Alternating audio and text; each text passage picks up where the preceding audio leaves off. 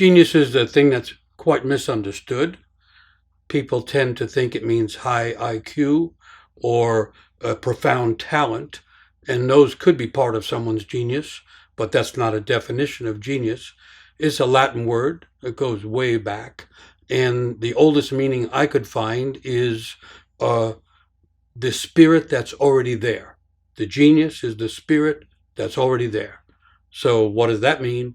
It means two things. It means the spirit that's already there when we come into the world, so that it's something that we are born with, that we are not aware of, just like the deep self. We're not aware of it, but it's there. But it also can be turned around to mean the spirit that brought us to life. So the genius is connected to the sense of having an aim or a purpose in life. And so there's a way, especially mythologically, but also psychologically, you could imagine that the genius, the spirit that's already there, is what brought us to life. That is to say, we are aimed. We have genius qualities. I'll explain that in a minute. But we enter the world aimed. And part of the aim is to learn what the nature of the inner genius is and then learn how to express it.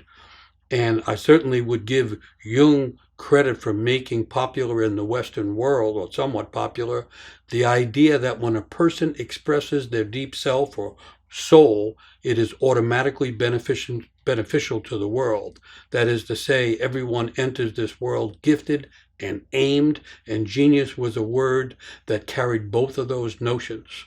And so genius is trying to wake up inside each person.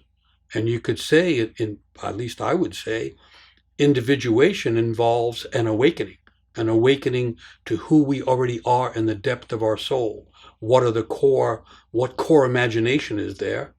What aim is there? What combination of gifts and talents are there? And if staying with the idea of becoming whole, what medicine is there? Because in the tribal traditions, you would have the notion, they have their own sense of what that deep self is. And the old idea is everyone comes into the world carrying medicine. And part of awakening is awakening to the genius, the spirit that's in the soul or in the self. And then what is the medicine? Because there are things, it could be medicine for others, but it's actually medicine that each person carries for themselves.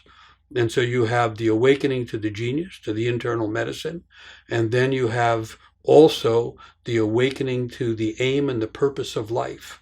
So the old idea that each person is aimed at a destiny. Destiny is a star word. It comes from the Latin also, destinare. Each person is kind of aimed at a star. And the most important thing that's supposed to happen to a person, I think Jung might have said, the soul wants more than anything to transform.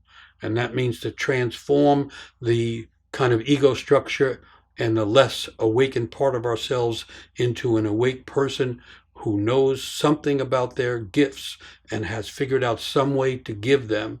And in the book, The Genius Myth, I try to suggest that the world is in so much trouble now, all of nature, all of culture, that everyone is being called to find their gifts and give them. That's the only way we get through these huge global crises. And the good news is everyone is gifted and aimed, and everyone is being called, even though many people don't hear the call.